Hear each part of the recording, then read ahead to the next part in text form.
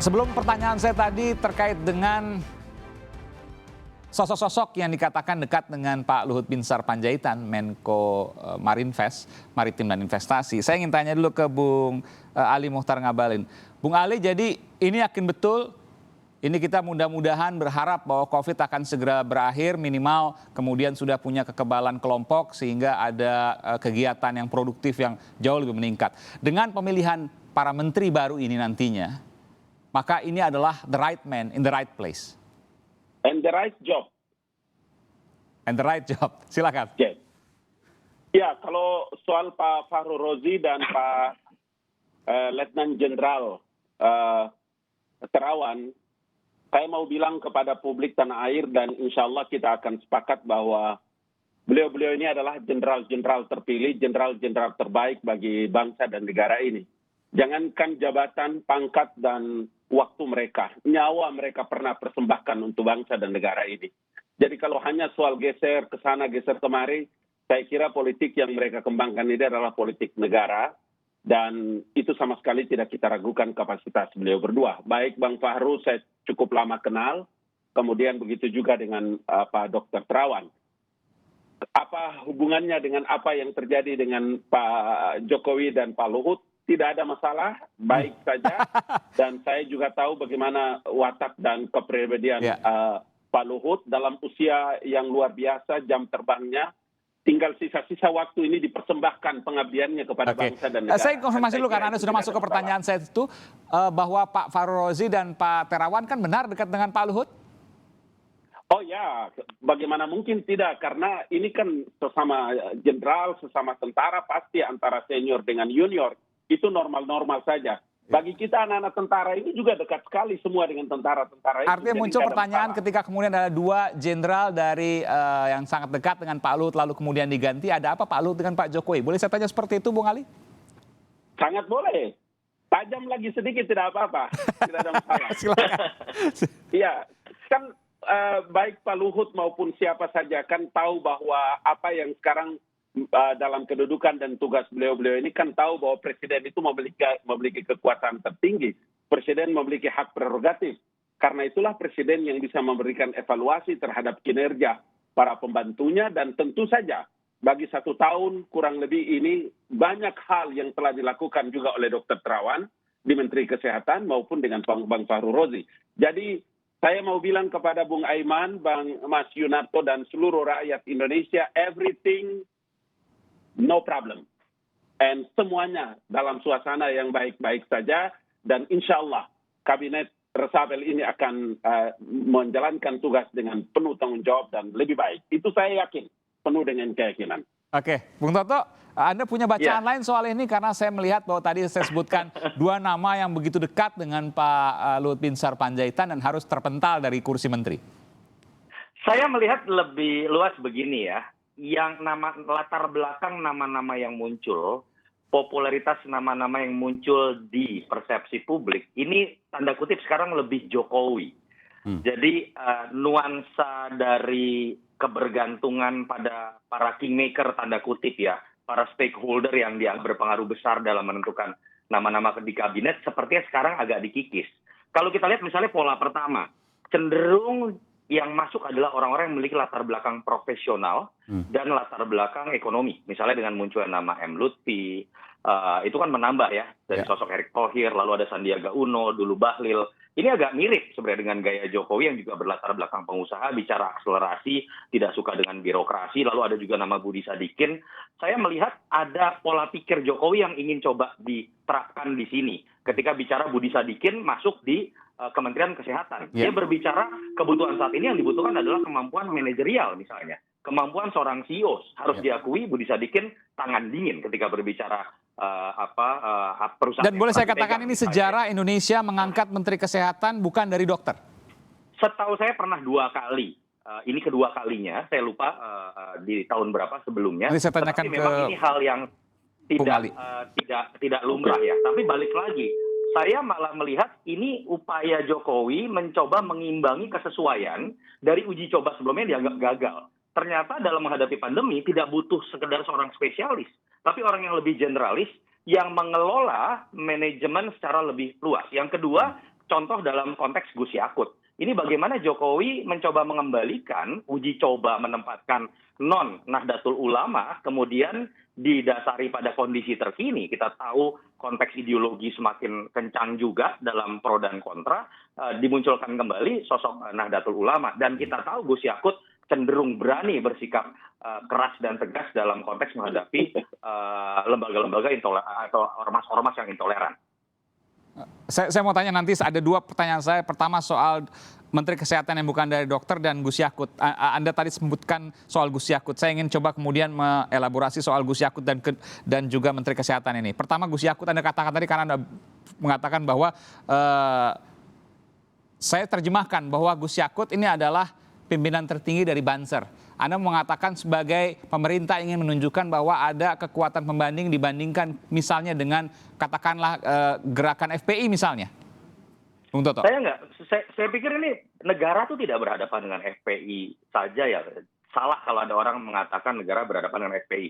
Negara pun tidak pernah mengatakan berhadapan dengan FPI, tapi negara berhadapan dengan siapapun yang misalnya ingin mengganggu kehidupan toleransi. Ya, siapapun, dan betul. Kita tahu posisi generalnya menurut saya terlebih dahulu Presiden ingin mengembalikan posisi Nahdlatul Ulama secara tradisional dalam posisi Menteri Agama yang mungkin secara politik akomodatif dan beradaptasi dengan situasi kekinian itu memang dianggap lebih tepat.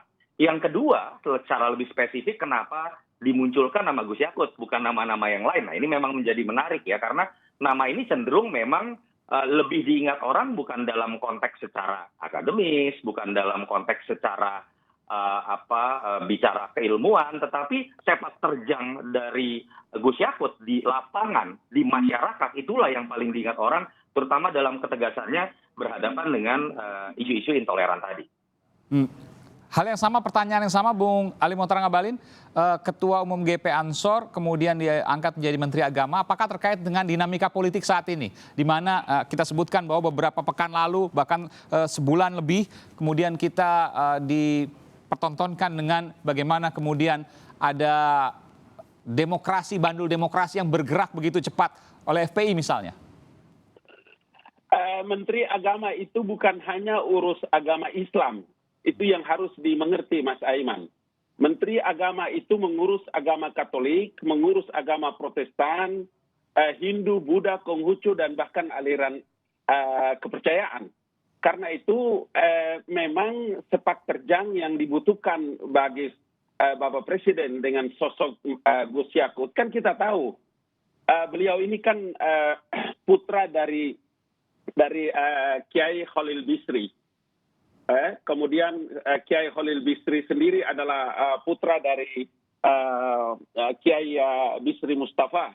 Mereka besar dengan latar belakang pendidikan agama yang kuat, yang matang, kemudian memiliki kemampuan semangat jiwa nasionalisme yang luar biasa dengan pondok pesantren Rembang yang begitu membesarkan watak dan kepribadiannya. Anak-anak muda seperti beliau kemudian dipercayakan oleh Presiden menjadi Menteri Agama itu, saya kira ini satu prestasi besar bagi rakyat Indonesia dengan prestasi anak-anak muda.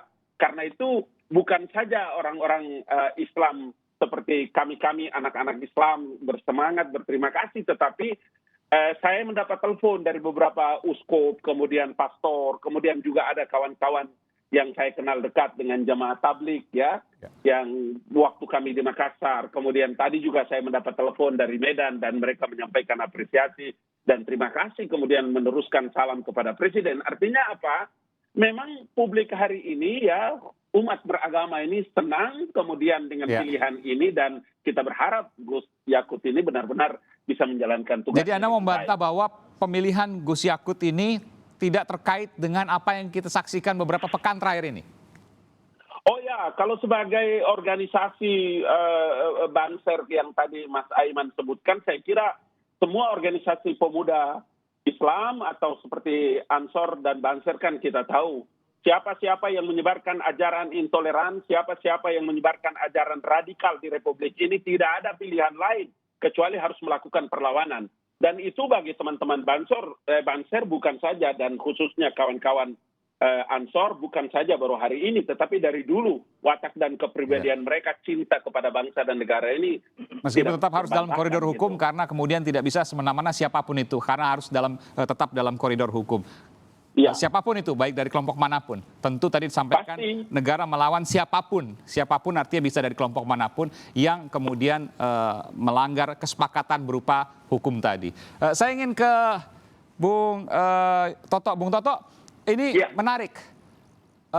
Kita harus cari lagi memang ke belakang, tapi bahwa penentuan atau pemilihan Menteri Kesehatan yang bukan dari kalangan dokter, apa yang bisa Anda baca dari sini?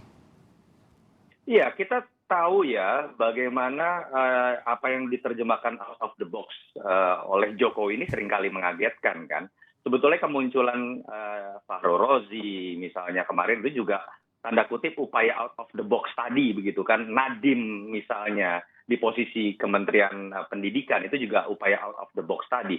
Saya pikir ini sebuah perenungan juga ketika sebelumnya muncul seorang dokter spesialis kita tahu sangat berhasil di sebuah rumah sakit dan di bidang tertentu, tapi ternyata kritik banyak sekali muncul, pro dan kontra ketika menghadapi situasi yang memang extraordinary. Ini harus kita akui. Saya mencoba melihat Jokowi dengan pola pikir seorang pengusaha, latar belakang seorang CEO juga, tanda kutip, walaupun perusahaan tidak besar gitu ya, memang seringkali melihat latar belakang CEO, profesional, ekonomi dengan kemampuan manajerial yang bagus, itu bisa memegang jabatan politik, sehingga kemudian bisa memanage orang-orang ahli di bidang tersebut. Dan memang Budi Sadikin dalam konteks itu memenuhi prasyarat tersebut. Dia punya latar belakang kalau tidak salah bahkan lulusan fisika nuklir. Fisika nuklir di ITB kalau saya tidak salah, dan kemudian sukses menjadi seorang banker. Jadi terbiasa beradaptasi dengan cepat dengan kemampuannya sebagai seorang generalis untuk mengelola sebuah masalah. Jadi mungkin itu yang diuji coba gitu ya. Dan saya tidak tahu apakah kemudian ini akan berhasil atau tidak, tapi penerimaan publik walaupun kaget menurut saya cukup baik. Mungkin juga ada hitung-hitungan lain bahwa ketika muncul dari kalangan kedokteran, dan kita sering dengar ya, ada faksi tanda kutip yang kemarin saja tidak diterima oleh ID misalnya. Sehingga kemudian kalau kita lihat muncul sosok yang tidak berlatar belakang kedokteran, dan bukan tidak mungkin sebelumnya sudah dilakukan roadshow atau dialog. Kenapa saya katakan seperti ini? Pandu Riono sebagai tanda kutip orang yang menyatakan diri sebagai juru wabah, saya agak kaget. Beberapa hari sebelum di Twitter itu sudah mengucapkan cocok kalau Budi Sadikin menjadi seorang menteri kesehatan. Apa yang mau disampaikan di situ? Artinya kan mungkin sudah ada bocoran, sudah ada dialog dan diskusi dengan pihak yang selama ini bersuara keras dengan pemerintah. Anda mau menyebutkan tadi Pandu Riono sering bersuara keras terhadap pemerintah, tapi bisa menerima Budi Sadikin yang bukan orang kedokteran, bahkan tadi Anda katakan fisika nuklir, memang fisika nuklir lulusan ITB, itu kemudian masuk ke dalam jajaran Menteri Kesehatan yang selama ini kita lihat selalu dari dokter. Bung Ali. Saya mau bilang kepada Bung Aiman bahwa Selandia Baru, kemudian Jerman, Belanda, Inggris, bahkan Singapura dan Amerika Serikat juga negara maju itu adalah mereka-mereka yang menjadi menteri kesehatan tapi tidak punya latar belakang dengan pengetahuan kesehatan, bahkan dokter. Banyak yang engineering, ada yang ekonom, kemudian ada yang paham terhadap ilmu hukum, bahkan ada satu yang kita tahu latar belakang itu justru terkait dengan masalah public relation, yang semua itu ditempatkan sebagai menteri kesehatan. Dan tidak akan sulit kemudian untuk masuk ke dalam dunianya nanti karena selalu berhubungan dengan kesehatan, kedokteran dan lain sebagainya. Baik. Halo? Bung Ali, jadi tidak akan sulit nanti, itu sudah kemudian diperhitungkan. Karena betul tadi apa yang dikatakan oleh Bung Toto, sudah roadshow sebelumnya diajak Pak Jokowi. Saya konfirmasi ini. Saya kira begini, yang paling penting bahwa kapasitas dan kapabilitas bagi seorang Sadikin itu adalah dua hal. Tadi sempat disinggung oleh Mas Yunarto bahwa kemampuan leadership dan kemampuan manajerial itu menjadi penting untuk bisa bagaimana membangun kembali Kementerian Kesehatan itu dengan suasana pandemi seperti hari ini. Jadi saya kira it's okay, the best. It's okay. Baik, terakhir singkat saja Bung Toto, apa yang bisa sampaikan? Iya, saya pikir ada hal positif yang harusnya bisa dikesan oleh Jokowi ya. Jokowi kalau kita sederhanakan sekarang tetap kemudian memberikan jatahnya kepada pihak yang dianggap stakeholder, tapi dia tidak lagi mau menerima cek kosong. Jadi dia sudah menentukan indikator atau kriteria, bahkan mungkin berani menolak nama yang diajukan kalau tidak sesuai dengan kriterianya. Saya harus mengatakan ini Jokowi banget. Walaupun Jokowi banget belum tentu tepat buat masyarakat, itu nanti harus diuji kembali gitu ya. Itu yang harusnya ditunjukkan ketika beliau mengatakan tanpa beban. Dan itu juga yang sudah dipelajari oleh SBY dari apa yang ada di SBY Jilid 2, bagaimana kebergantungan dan kompensasi yang berlebihan kepada stakeholder, termasuk partai, dengan memberikan cek kosong, itu malah kemudian bisa berimplikasi pada instabilitas politik, ditambah juga dengan kerja yang kurang memuaskan buat masyarakat. Baik, kita cermati nanti kerja-kerja mereka. Kita tentu ingin melihat bagaimana kemudian all the president man yang kemudian ditunjuk oleh Pak Jokowi hari ini bekerja dengan maksimal di tengah cobaan dunia yang sedang prihatin ini, COVID-19. Terima kasih Bung Yunarto Wijaya, pengamat politik dari Carta Politika, kemudian juga ada dari kantor staf Presiden, Bung Ali Muchtar Ngabalin. Selamat malam. Terima kasih. Makasih Bapak. Selamat malam. Terima kasih. Assalamualaikum.